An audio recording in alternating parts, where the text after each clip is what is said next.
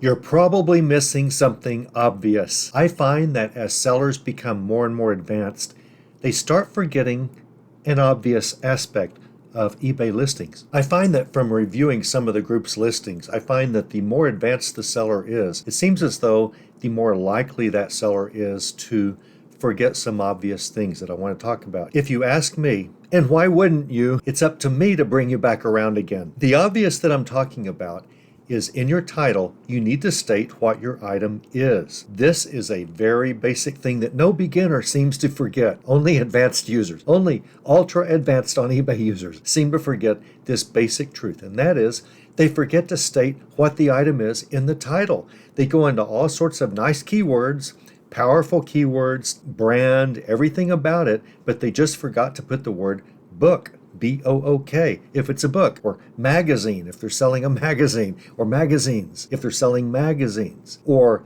jewelry, if it's jewelry, or even specific jewelry like necklace or bracelet. Trinket box. When you list something for sale, list the most basic 1 or 2 word description that everybody calls the item. If you remember what I'm saying here, it still can enter your listings whenever you do the following. Most of us do not create listings from scratch. We do sell similar. Now, it's best to sell similar off our own items if we've recently sold an item similar to what we now have to list again. But most of the time, we look at sold comps and we do a sell similar off someone who was successful in the past that had an item very much like ours in a good price range, seems to know what she or he is doing. Those are the types of ways that most of us create listings now. We do a sell similar off someone else's successful sold listing. That's a brilliant way to do it. It saves you a ton of time and it gets most of the work done for you. All you have to do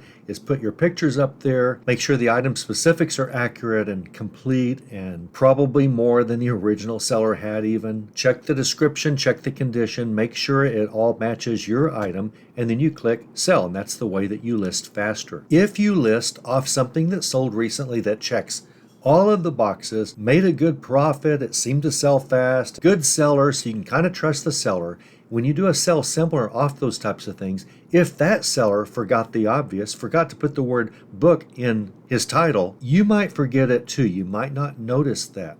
And I think that's where the danger lies for advanced sellers. Never create listings from scratch. If you can predict what your buyer is going to search for when they look for an item you're trying to sell, you're halfway to knowing a good title. That's a good title structure if you can kind of predict what will the buyer type if the buyer wants to find exactly what I have. And buyers almost always will type the basic word, dress, book, bracelet, magazines, something like that. They often put the basic word in their searches. So should you. Now, I think for something like jewelry, if it's costume jewelry, which is also called fashion jewelry, a lot of buyers these days love costume jewelry, fashion jewelry. And so they're typing words like fashion jewelry, like bracelet, costume jewelry, Monet, or bracelet, fashion jewelry, or bracelet, fashion jewelry, onyx, stone, something like that.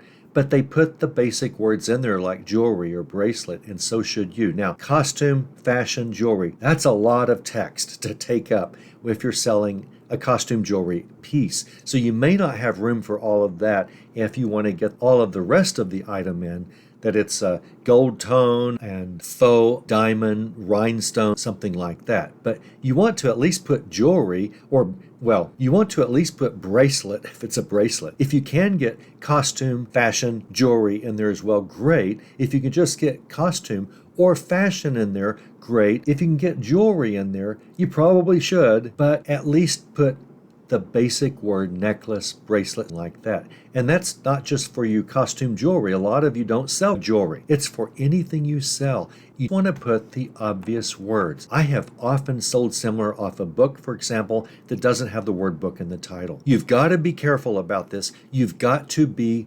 obvious. The more obvious words you have in your title, the more your title is going to be found. We have a video in the group already about how to create a great title, and I'm going to show it to you right here, right up there.